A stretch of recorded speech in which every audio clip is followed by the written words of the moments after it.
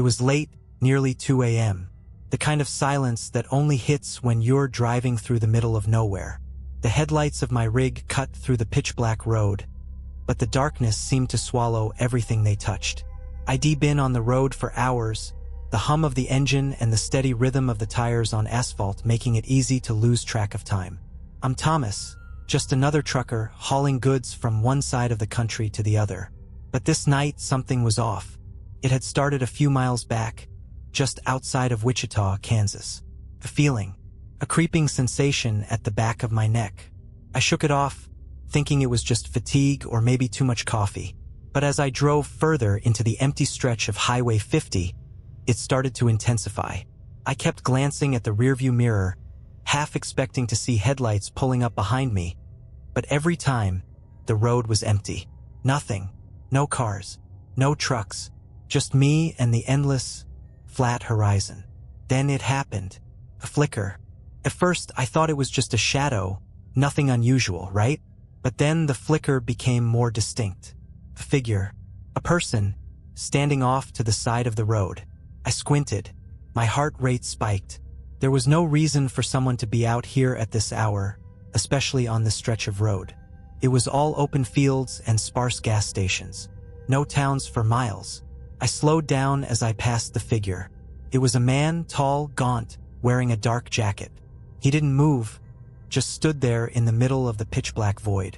I kept my eyes on the road, but something told me I had to stop. You've got to understand something. Us truckers, we see a lot. We deal with weird things on the road all the time. Sometimes it's just crazy drivers or animals crossing. But this felt different. Something in my gut told me to turn around, to go back and check. I hit the brakes and reversed. The figure didn't budge. I could barely make out his face in the shadows, but his eyes, they were wide open, staring at nothing. Empty. I rolled my window down, trying to break the tension. "Hey, you need help?" I called out. The figure didn't respond, didn't even flinch. For a split second, I thought he was just a hitchhiker, but something told me this wasn't your typical story. Then he moved. Slowly, unnervingly so. He stepped forward, just enough that his face was illuminated by my truck's headlights. His skin was pale, almost ashen. His eyes, those eyes were hollow, dark, like pits that never saw the light of day. And then he smiled. But it wasn't a friendly smile. It was a grin that stretched too wide, too unnaturally, like he was trying to fit his face into something that wasn't meant to be. That's when I slammed the truck in gear and took off. My heart was pounding, and my hands were shaking as I gripped the wheel. I told myself I was just being paranoid, that it was nothing. But I couldn't shake that image of him standing there, that damn grin. I wasn't prepared for what happened next. I kept driving, pushing the pedal to the metal, my eyes flicking nervously between the rearview mirror and the road ahead. I tried to laugh it off, tell myself I was just exhausted, that the lack of sleep was messing with my mind. But no matter how fast I drove, that image of him, the pale, grinning man, kept coming back. It was like his face was burned into my brain, and the harder I tried to shake it, the more it dug itself deeper into my thoughts. For a while, I didn't see anything. The road ahead was still as empty as it had been. The hum of the truck was the only sound, the rhythmic thump of the tires on asphalt. But the silence between those thumps felt heavy, oppressive. I couldn't help but glance over my shoulder every few seconds, expecting to see something. And then it happened. A flicker, a shadow in the rearview mirror.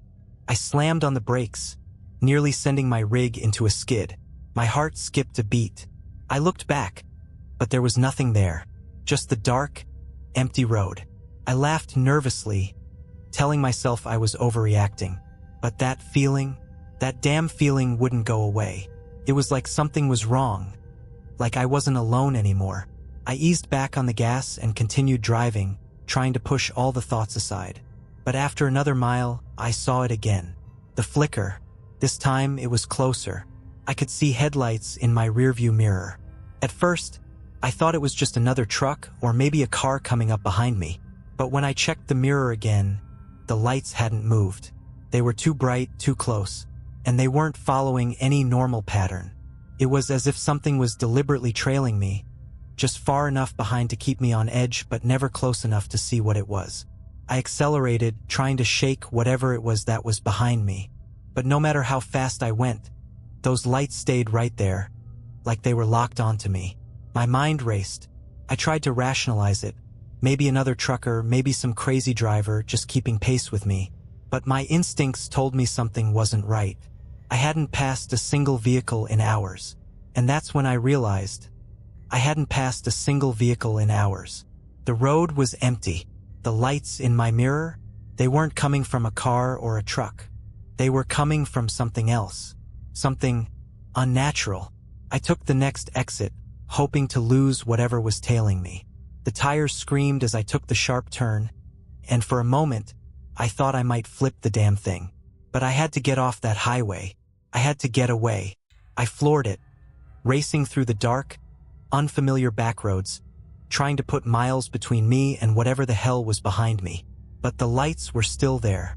I glanced in the rearview mirror again, and my blood ran cold. The man, the one from before, the pale, grinning figure, he was standing in the middle of the road, right in front of me. I swerved to the side, barely avoiding him, my heart in my throat. But as I glanced back, there was no one there. The road was empty again. Just me, alone, with my truck roaring down an unfamiliar back road. I thought I'd lost it. I had to have lost it. But then, my radio crackled. Truck 92-3, you're going the wrong way. Turn around now. The voice was low, distorted, like it was coming from far away. I slammed my hand on the radio dial, trying to turn it off. But the voice kept repeating over and over again. It didn't make any sense. Turn around. You're going the wrong way. My palms were sweaty, my heart hammering in my chest. I tried to shake it off, but deep down, I knew I couldn't keep running. And then I saw it. In the distance, barely visible through the dark, was a set of lights. Not headlights, not taillights, just these eerie, floating lights, flickering on and off in some kind of pattern. I wasn't alone. I slowed the truck, my eyes locked on the flickering lights ahead of me. They seemed to pulse, almost rhythmic, like they were drawing me in. I should have turned around. I should have gotten the hell out of there. But something I couldn't explain, kept me moving forward. The back roads were narrow, and the further I drove, the darker it became. The trees on either side seemed to close in, casting long, creeping shadows that played tricks on my mind. Every time I blinked, the shadows seemed to shift, like something was moving just out of sight. But when I looked directly, there was nothing. As I drew closer to the lights, I realized they were coming from an old, dilapidated building at the side of the road. It was a shack of some sort, barely standing. The windows were boarded up, and the roof looked like it hadn't been touched in years. But the lights, those damn lights, were coming from inside. I should have turned away then. I should have known better. But the closer I got, the more I felt this pull, like I was meant to go there. Like there was no choice. I parked the truck a few yards away, the engine rumbling to a stop, and sat there for a moment, staring at the shack. There was no sound, no wind, no rustling of leaves. Just the eerie stillness that made the hairs on the back of my neck stand up. I got out, taking the flashlight from the dashboard. My boots crunched on the gravel as I walked toward the building, each step echoing in the quiet. When I reached the door, I froze. I couldn't explain it, but I felt like someone was watching me. My skin prickled. My stomach twisted. I knocked. A hollow sound. Nothing. I knocked again, this time louder, more insistent. And then I heard it. A faint scratching sound from inside, like fingernails dragging across the wooden floor. "Hello," I called out, my voice shaky. "Is anyone in there?" The scratching stopped. Silence. But then, a voice, soft, barely audible, drifted through the crack in the door. "Help me?" My blood ran cold. That voice, it didn't sound human. It was distorted, warped, like it was coming from somewhere deep underground. I wanted to turn around, to run back to the truck, but I couldn't move. I felt paralyzed, as if the very air around me was thick, suffocating. The door creaked open. I didn't even realize I'd pushed it until I stepped inside. The interior was dark, but I could make out the faint outline of furniture, old and covered in dust. A rancid smell filled the air, something like rot and decay. My flashlight flickered, casting eerie shadows across the room. And then I saw them. A group of people, no, not people, figures. Pale, gaunt figures, standing motionless in the corners of the room, their heads tilted unnaturally. Their eyes were wide, staring, but there was no recognition in them. They didn't move, didn't react, just stared. I backed up, my heart racing, and that's when I heard it, the sound of footsteps behind me. I turned quickly, and there, standing in the doorway, was the man, the one I'd seen earlier. His face was still that twisted grin, that empty, hollow smile. But now his eyes were black, pitch black, and his mouth, it stretched even wider, wider than should have been possible. Couldn't breathe, couldn't think. He stepped forward. But this time I wasn't alone. I heard a voice behind me, soft, sweet, almost comforting. Get out now. Run. I didn't hesitate. I turned, shoved past the figures, and sprinted back toward the door. The flashlight clattered to the ground, its light bouncing off the walls before going out completely. My hands were shaking, my legs barely holding me up as I ran through the dark room, the air thick with the stench of decay. I reached the door and yanked it open, the cold night air rushing in. I didn't stop. I ran straight for the truck, my feet pounding against the gravel. But when I looked back, I saw something that nearly made my heart stop. The shack wasn't there anymore. There was nothing, just an empty stretch of road, no lights, no building, just the endless, dark horizon. I climbed into the truck, slammed the door shut, and drove off without looking back. I didn't care if the engine sputtered, if the truck broke down on the side of the road. I just wanted to be gone, away from that place, away from whatever the hell that had been. As I drove away, I glanced into the rearview mirror one last time, and there, standing in the reflection, was the man again. That twisted grin, those hollow eyes. He was in my truck. I don't remember much about that drive after I saw him in the rearview mirror. I was shaking too hard to focus, my hands slipping on the wheel as I sped down the road, my mind a jumble of fear and disbelief. I don't even remember if I made it out of that stretch of road. All I could think about was the man, the one who had been standing in front of me, the one whose eyes haunted me even when I dared not look back. The truck's engine hummed, but it was like I wasn't even driving anymore. My body was moving on autopilot, but my mind was somewhere else, somewhere dark. I could still see him. His face was burned into my vision, like it was seared into my very soul. I looked again in the rearview mirror. He wasn't there anymore. For a moment, I thought maybe I had imagined it all. Maybe it was just some hallucination brought on by the exhaustion, the adrenaline. Maybe I was just going crazy. But that voice, the one that had told me to run, echoed in my mind. Get out now. Run. And then, without warning, something cold brushed my neck. I froze. My breath caught in my throat. It was as if someone was sitting next to me, their cold breath on my skin. I whipped my head to the side, heart hammering in my chest, but the passenger seat was empty. The truck cab was just as it had been, dark and quiet, but I could feel him. His presence was there, pressing in on me like the air itself had thickened. I could almost hear his breathing, slow and measured, right next to my ear. I jerked the wheel to the right, slamming the truck onto the shoulder of the road, and threw the gearshift into park. My heart was racing, the panic clawing at my throat, and I was gasping for air as I grabbed at the door handle, desperate to escape. But when I opened the door, there was nothing. The road was empty. Not a single vehicle, not a single soul. The headlights illuminated only the darkness, stretching endlessly ahead. But I felt him. He was still there, just behind me. I could feel his eyes on the back of my neck. The air had gone thick, and the pressure, the feeling of being watched, was overwhelming. I slammed the door shut and floored it, not caring if the truck blew out or the tires screamed. I just needed to go. I had to get away. My eyes never left the rearview mirror. There, in the reflection, standing on the side of the road, was the man again. But this time he wasn't grinning. He was staring. He wasn't smiling, wasn't twisting his face into that grotesque mockery of a grin. His expression was cold, impassive.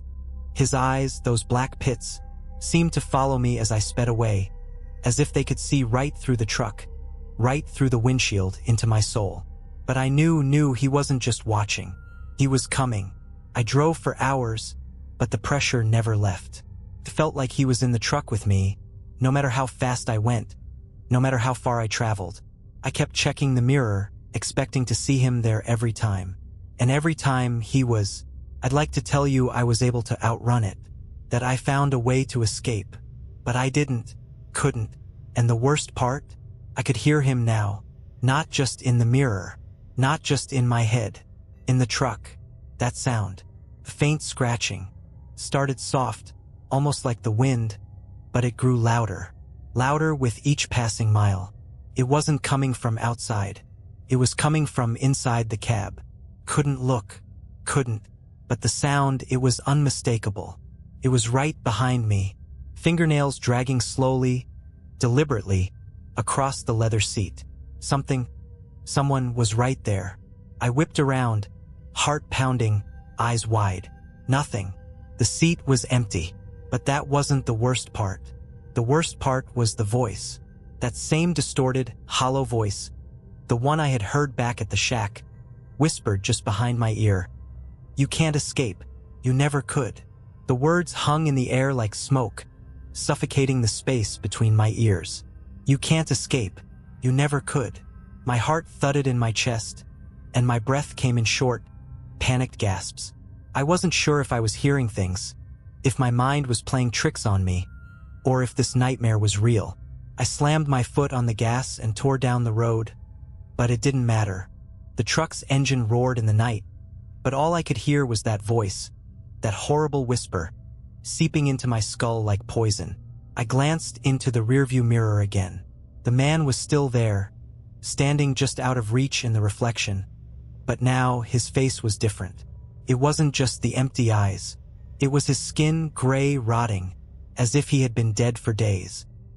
His mouth opened wide, stretching unnaturally as though the very skin of his face was pulling apart. But he didn't speak. He just grinned, that same sickening grin, and his hollow eyes locked onto mine. I could feel them, pressing into me, suffocating me. The pressure in the cab became unbearable. I could hear my pulse in my ears, loud and frantic, and I wanted to scream, to tear my own skin off just to escape the feeling of his presence. But I couldn't. My hands shook on the wheel, but somehow I kept driving. I had to get out of there. I had to, but no matter how far I drove, the road never seemed to end. It stretched on, endless, like it was mocking me, trapping me in a nightmare I couldn't wake up from. The landscape around me remained dark and still. The trees, the fields, the endless highway.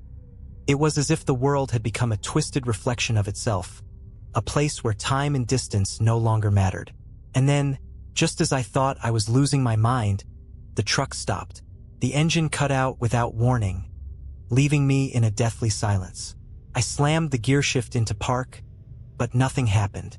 The truck was dead, the lights flickering before they went out completely. The interior of the cab was now drenched in darkness. I felt it then, the cold that had settled into my bones.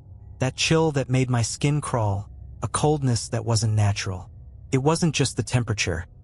It was like the air had turned to ice, thick with some unspoken dread. The truck's cabin felt smaller now. The space seemed to shrink around me, and I felt a hand, the unmistakable sensation of a hand, cold and clammy, brush against my shoulder. I spun around, my heart hammering, but again, there was nothing visible. But the feeling of that presence, that hand, lingered. It was as though something was right beside me, in the seat next to me, but it wasn't human. I fumbled for my flashlight, my hands slick with sweat, and shined it around the cab.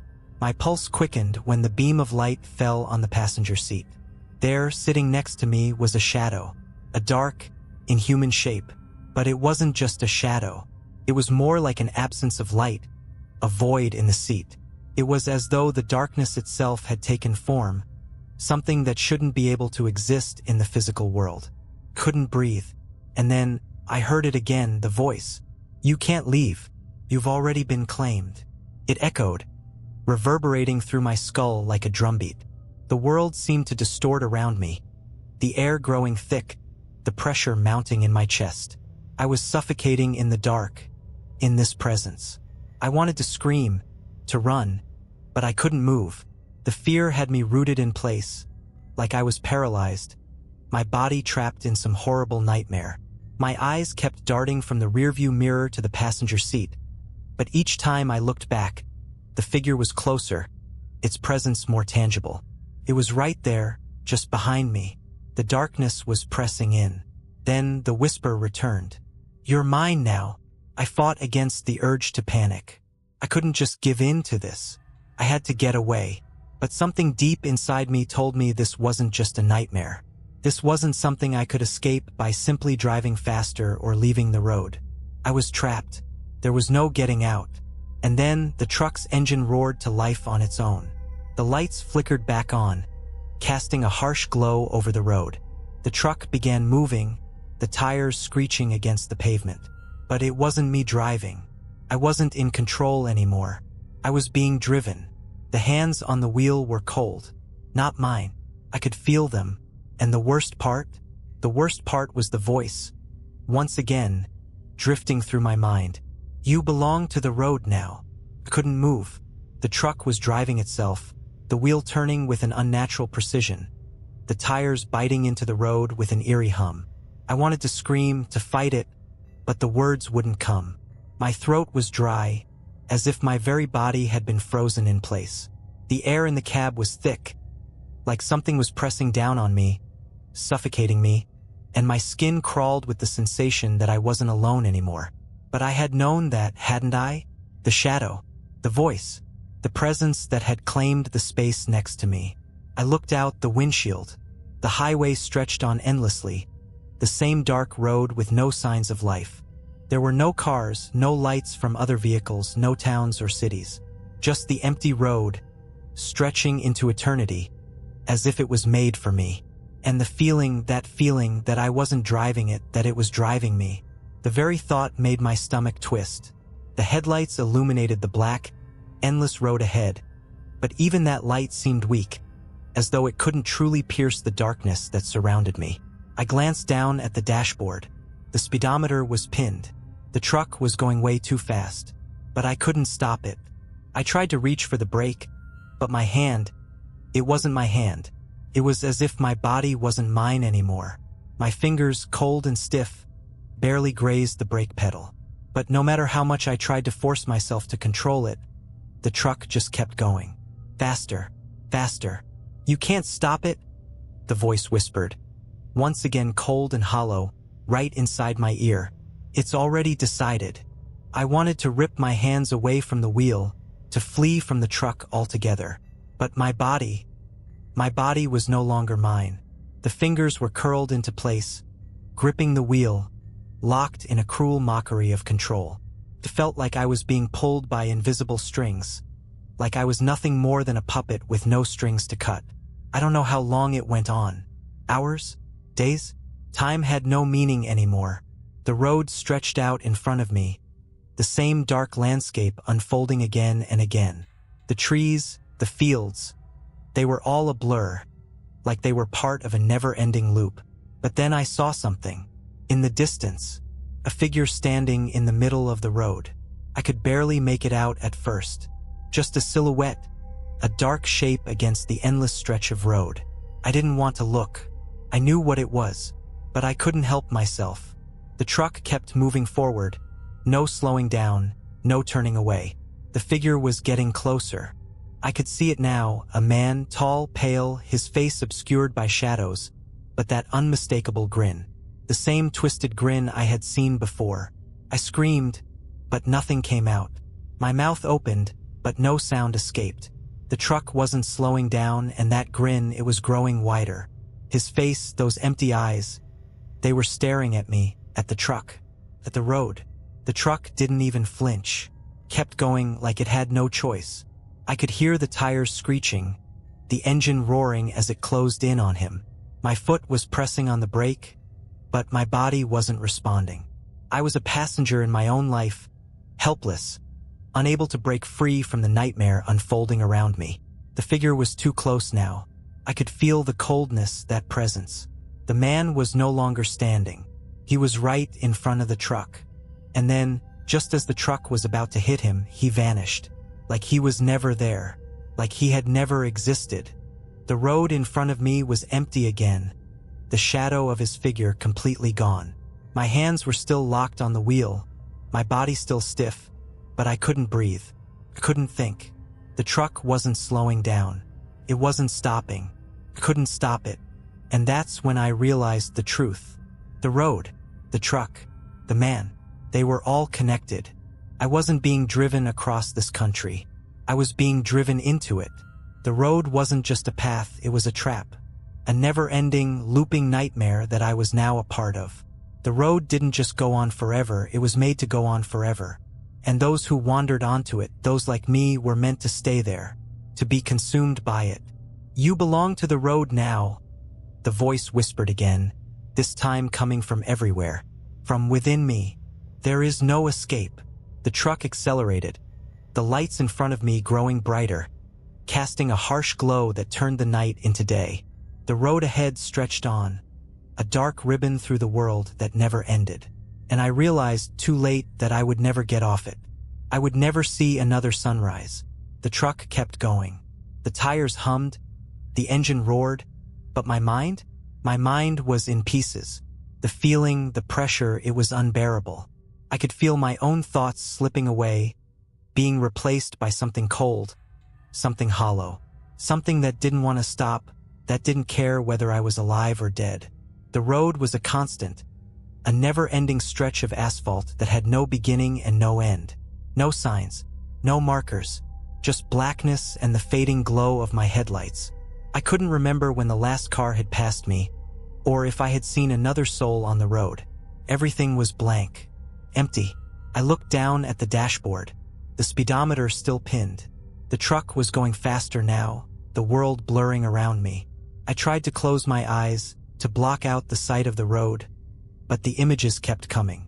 The grinning face of the man, the shadows that stretched too far, the feeling of cold hands on my neck, wrapping tighter with every mile. You belong to the road. The voice came again, louder this time, like it was coming from every direction, bouncing off the truck's walls, closing in around me. I slammed my hands against the wheel, trying to shake free, but nothing happened. The truck refused to slow down. My body was trapped, my hands glued to the wheel, my legs stiff against the pedals, as if something was holding me there. I wanted to scream, to get out, but my throat was dry, constricted. Every time I tried to take control, every time I thought I could escape, the road swallowed me whole again. The truck wasn't just driving me anymore. It was pulling me, dragging me forward, as though I was nothing more than a passenger in a hellish ride I could never end. And then I saw something that nearly tore my mind apart. In the distance, just ahead, the lights began to flicker.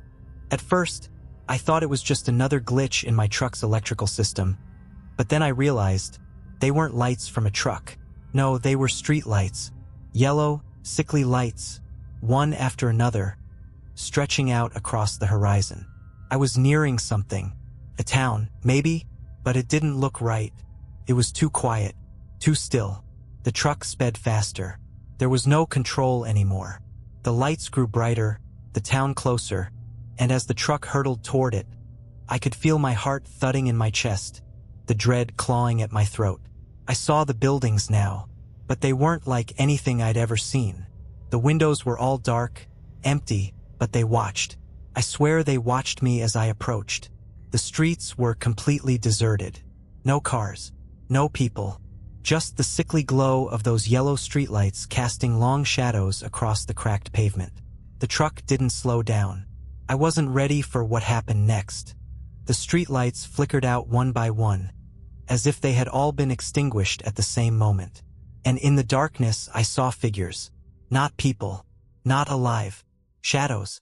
A whole crowd of them standing perfectly still in the middle of the road. Their faces were pale and blank. Hollow eyes, like the man's, staring at me, staring through me. There were dozens of them, maybe more. And as the truck sped toward them, they didn't move. They didn't flinch. They waited. I wanted to scream, to turn the wheel, but my hands wouldn't obey. The road was pulling me toward them, like they were magnets, pulling me into this empty place. And then the figure, the man, stepped forward right into the headlights. But now he was different. His grin had stretched impossibly wide, and his face was now a mask of decay. His skin hanging off his bones, like something that had been dead for weeks. I could feel my heart pounding harder than ever. This is it, I thought. This is where I die. But just before I collided with the crowd, just before the darkness swallowed me whole, the man. His lips parted, and he spoke. "Welcome home." And then, with a sudden jerk, the truck stopped. The engine cut out. The world around me went silent. I opened my eyes, heart still racing, but the town, the figures, the man, they were all gone. The road was empty again. The truck was silent. I was alone, but I wasn't free. I looked down at my hands, trembling as I gripped the wheel, and the cold realization hit me like a freight train. The truck had stopped, but I hadn't. I was still on the road. And the road would never let me go. I stared out at the empty highway. The eerie silence that followed the truck's sudden halt was deafening. The world around me seemed to have paused, as if frozen in place. I couldn't understand it. Just a moment ago, I was speeding toward that crowd of shadowed figures, the man's grotesque grin flashing in the headlights. But now there was nothing, not a soul, just the dark, empty road stretching out in front of me like a cursed path with no end. I wanted to get out, to breathe, to escape from the nightmare that had taken over my life. But this truck wasn't going to let me. I felt it again, the cold pressure, the same oppressive weight pressing down on me.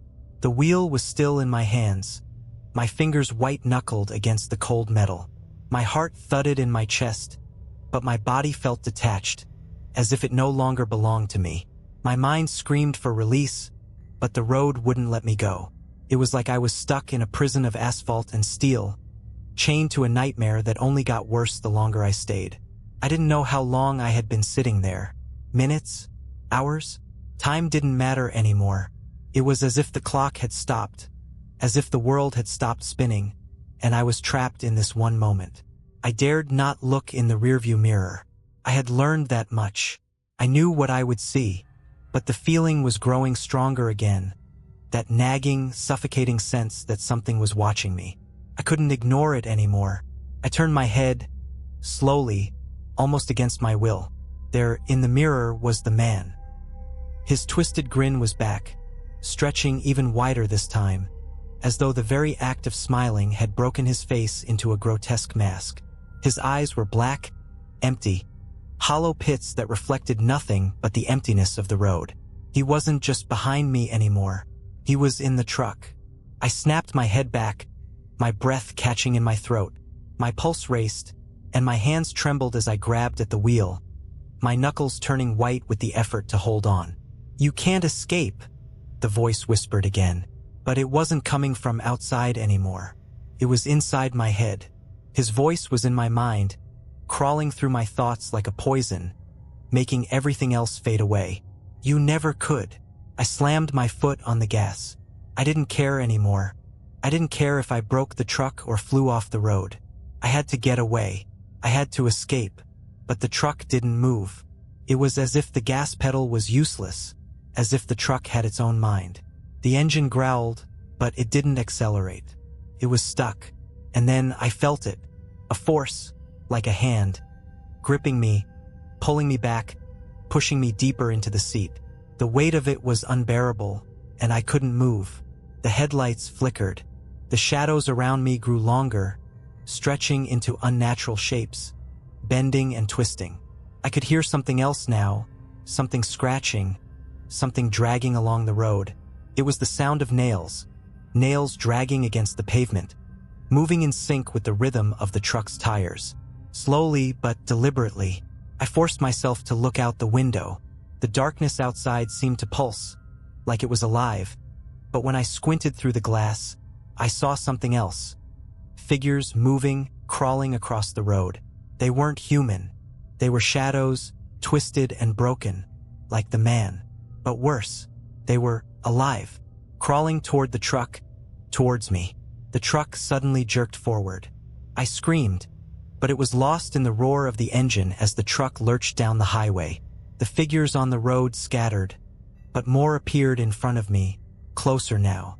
Their faces were like the man's, decayed, distorted, but they were moving, crawling, dragging themselves toward the headlights.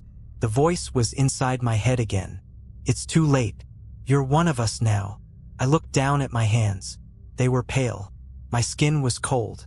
The flesh felt thin, fragile, as if it could rip apart at any moment. I couldn't understand what was happening, but it didn't matter. Nothing mattered anymore. The road was pulling me in, suffocating me, and I had no choice but to follow it. I looked into the rearview mirror again, and there it was, another figure, the same twisted grin, the same empty eyes. But this time it wasn't just the man. It was the whole crowd. They were behind me, filling the road. A mass of shadowed figures, all with the same pale faces, the same hollow eyes, the same twisted smiles. They were crawling toward me, dragging themselves across the road, and the truck was driving straight into them. I tried to scream again, but this time, the scream never came. The truck was no longer just a vehicle. It had become something else. A vessel, a creature, a nightmare, and I was its passenger. The road wasn't just a road anymore. It was a path to something else, something worse, and I was trapped. The truck roared louder, the engine vibrating under my fingertips as I gripped the wheel harder. The shadowed figures were closing in, their decayed faces twisted into grins that didn't belong to the world I knew. The road itself, seemed to buckle under their weight like it was bending to their will, twisting and contorting in ways that didn't make sense. I tried to focus, tried to break free of the nightmare I was trapped in, but there was no escaping. I could feel the presence of the man and the others, so many others, pressing in, crawling along the edges of my vision, filling every inch of the truck. The air was suffocating. The shadows inside the cab were thickening, creeping along the edges of my seat, and every time I blinked, they were closer. The lights of the truck flickered wildly, casting the world outside in flashes of harsh white and then total darkness. Each time the lights went out, I could hear the scratching, that relentless, dragging sound of nails on asphalt. It was coming from all sides now, closer, louder, as if the road itself was reaching out, grabbing at the truck, trying to pull it down. I looked down again. My hands, they weren't my hands anymore. My fingers were pale and thin, the skin nearly translucent, and they trembled with a cold that went beyond the temperature of the night. I could feel my own body changing, my veins throbbing with something unnatural. The truck jerked again, its tires screeching against the pavement, and I glanced out the window just as the crowd of figures closed in on the truck. Their hollow eyes, their grinning faces, all of them watching me now. They were coming closer, reaching for the cab. For me. "You can't run anymore?" the voice whispered, the same distorted voice that had haunted me since this nightmare began. "You are part of this now, forever." I felt the weight of those words sink deep into my chest. I didn't understand what it meant to be part of this, but I could feel it. I could feel the road claiming me, the truck becoming a prison I could never escape from. And then I saw it. In the distance, barely visible through the flickering lights of the truck, there was a dark shape, a massive shape. At first, I thought it was just another illusion, something the road was creating to torment me. But as I drove closer, the shape became clearer. It was a wall, rising up from the pavement like some dark monument. A wall that stretched up endlessly, taller than anything I had ever seen. It loomed in the distance, blocking the road, blocking everything. The truck kept moving toward it, as if it had no choice. There was no turning, no way to stop, I tried to pull the wheel to veer off the road, but the truck wouldn't obey. The road wouldn't let me. I was going straight toward the wall. I screamed, a raw, desperate sound that echoed through the cabin, but the truck didn't slow. The wall grew closer, its black surface gleaming in the headlights, and I realized with a sinking feeling that it wasn't just a wall. It was something else, something ancient, something alive. As I neared it, I saw the words etched into the surface, carved deep into the dark stone. The letters were twisted and jagged, like they had been scratched there by something that didn't belong to the world I knew. This is the end of the line. Couldn't breathe. The air was thick, heavy, pressing against my chest, suffocating me. The truck was speeding faster now, the engine howling like a beast. The wall loomed ahead. I could feel the coldness radiating from it, as if it was pulling me in. And then, just as I thought the truck would crash into it, just as I thought the world would come to an end, the headlights went out. For a moment, there was nothing but total darkness. No sound, no engine, no truck, just a void. And then I saw it, pair of eyes, hollow, black, staring at me from the darkness. They were close, too close, and I could feel them staring into me, through me, as if they knew every part of me. The eyes grew wider, the darkness around them swirling like a storm, and I felt a cold, clammy hand brush against my shoulder. You are mine now. I wanted to scream. I wanted to run, but I couldn't move. I couldn't escape. The truck had stopped. The road had stopped, and I knew, deep down, that there was nowhere left to go. The last thing I heard, before the darkness swallowed me whole, was the voice, the one that had haunted me from the beginning. It was inside my head now, and it was no longer a whisper. It was a roar. Welcome to your eternity. And then, there was nothing. No truck, no road, no man, just darkness. I awoke, not with the sudden rush of breath that follows a nightmare's end, but with the unsettling feeling that I had never truly been asleep. My eyes opened to an oppressive darkness, but it wasn't the normal kind of dark. It wasn't the kind that comes from being blind or from closing your eyes too tight. This darkness was suffocating, as though it had weight, as though it was closing in on me, not allowing for the simple act of breathing. I tried to move, but my body wouldn't respond. My limbs felt heavy, stiff, as though I was submerged in something thick and unnatural.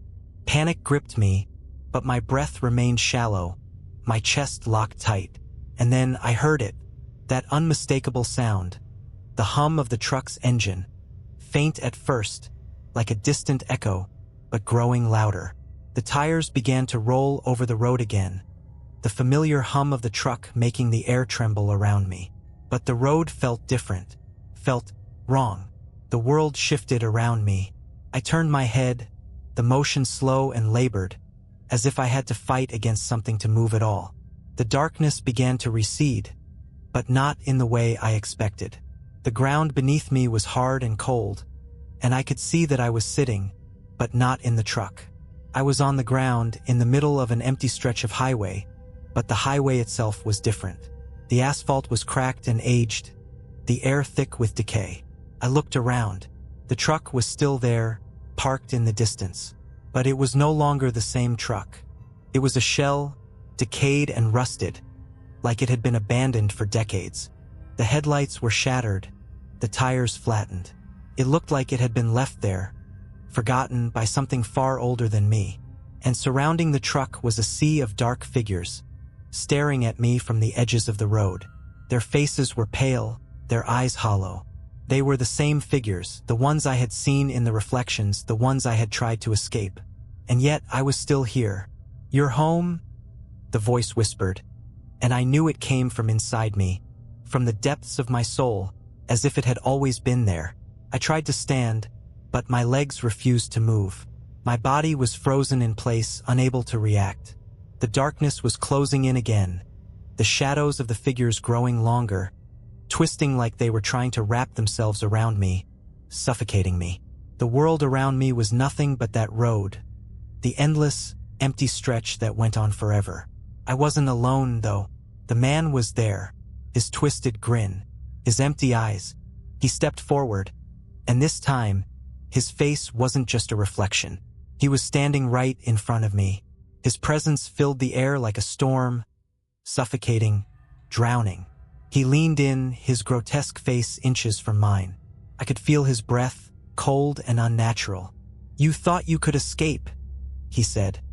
His voice now a cacophony inside my skull, so loud it rattled my bones. "But the road takes all. Those who wander, those who get lost, those who drive too far. They belong to it now." I wanted to scream, to break free, but there was nothing left to fight. No strength to fight with. The figures began to move, slowly, like the road was calling them forward. They circled me, their hollow eyes staring, their mouths opening wide, whispering in a language that didn't belong to this world. It was a sound that crawled under my skin, a gnawing, aching noise that seemed to pull my very soul into the earth beneath me. "It's time," the man said, his grin widening. "You are one of us now." And then I understood. This was the road. This was the place for those who had been lost, for those who had driven too far, for those whose minds had fractured in the endless night. There was no escape. The road wasn't just a path, it was a prison. A place where time didn't matter, where reality didn't exist, and where the shadows took the lost, the broken. I had become part of the road, part of its endless, unyielding stretch. The man, the shadows, the road, they were all connected. And I, too, had become one of them. The truck was gone. The road remained, and the endless highway stretched on, unbroken. I had reached the end of the line, and now I was part of it. The trucker never leaves. The road is forever. The end.